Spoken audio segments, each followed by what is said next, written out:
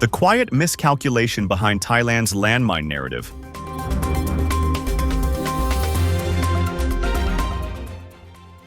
The moment Thailand placed the newly planted Cambodian landmines narrative into Reuters, the Ottawa Treaty channels, and the UN-adjacent mechanisms, it signaled an intention to move the issue beyond a border dispute.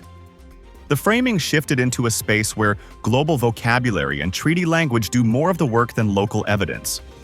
It is the kind of maneuver states reach for when domestic tension is rising and when external narratives appear easier to shape than internal sentiment. Thailand's calculation was familiar. By circulating its claim through international systems, it expected three outcomes. First, the dispute would appear larger than a bilateral disagreement, placing Cambodia in a defensive posture simply because global wires had carried the phrase, "newly planted landmines." Second, aligning the claim with UN and treaty terminology would give the impression of institutional discipline, since arguments made inside legal frameworks tend to feel more authoritative regardless of substance. Third, the contrast was meant to be moral as much as legal. Thailand positioned as verification-oriented and procedure-minded. Cambodia implied as irresponsible and unpredictable. None of this is accidental. Someone clearly selected the wording and the channels to create a specific silhouette. At the tactical level, they executed what they intended. But the result did not land the way they hoped. Reuters arranged the information with a broader global structure in mind. The article focused on rising global casualties, cited the UN's annual report, and only then, almost in passing, mentioned Thailand's allegation. Reuters neither validated nor elevated the claim. It did not treat it as fact, nor did it build the narrative around it. Instead, the Thai statement appeared as a minor detail inside a much larger context. The distinction is significant. Thailand wanted the archive to say, Cambodia planted new mines. What the archive now holds is closer to, Thailand says Cambodia planted new mines. States can work with claims, but claims carry far less weight than conclusions. The UN report offered little reinforcement. It discussed global treaty non-compliance, highlighted new mine use in several regions, and made no direct reference to Cambodia. Thailand attempted to attach its allegation to a broader institutional rhythm, but the timing raised separate questions. Why now? Why without verification? Why in a period marked by domestic strain, a severe flood disaster, public frustration, and declining approval metrics? Analysts naturally begin looking at context rather than content. The strategic misstep lies in the kind of legitimacy Thailand is borrowing. Invoking Reuters, treaty bodies, and UN-affiliated mechanisms creates the impression of formality, but it also invites standards that Thailand may not be prepared to meet. Once a state brings international systems into its argument, it cannot determine how those systems will interpret the evidence or how far scrutiny will extend. This is not a question of intent, but of structural logic. International mechanisms tend to evaluate all parties once they are invoked. That is how accountability works.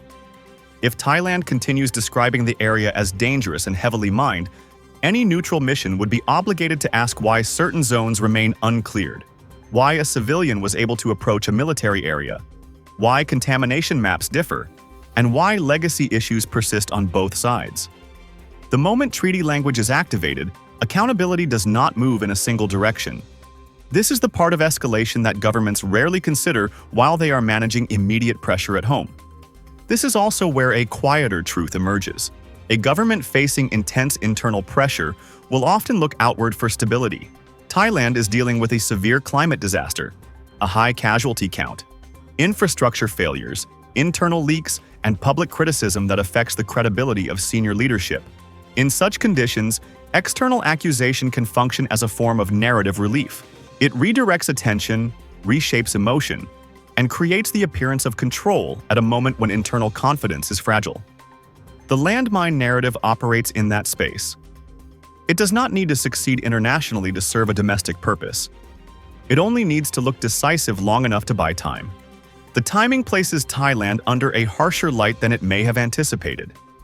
A state with limited moral and administrative capital should be cautious about inviting external evaluation. International mechanisms are designed to interpret the wider picture, not only the portion a government presents. The contrast between internal strain and external assertiveness becomes part of the assessment. There is also the regional dimension.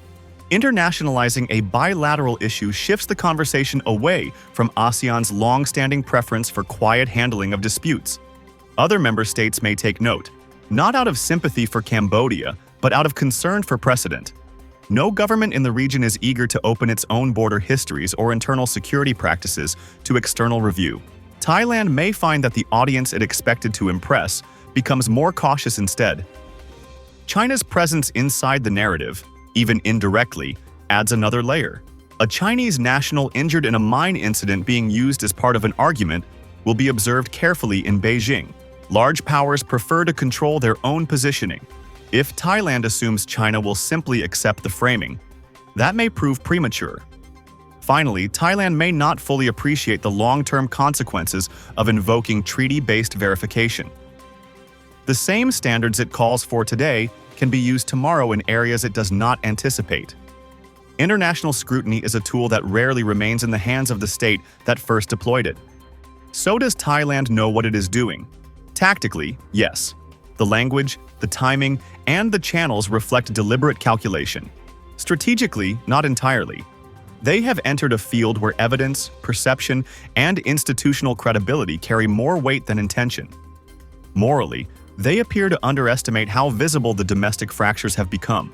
The flood casualties, the governance failures, the internal leaks, the climate vulnerability warnings, and the public demand for accountability. A government under such pressure would usually avoid inviting further judgment from beyond its borders. But pressure often produces short-term decisions that ignore longer horizons. The quiet conclusion is this.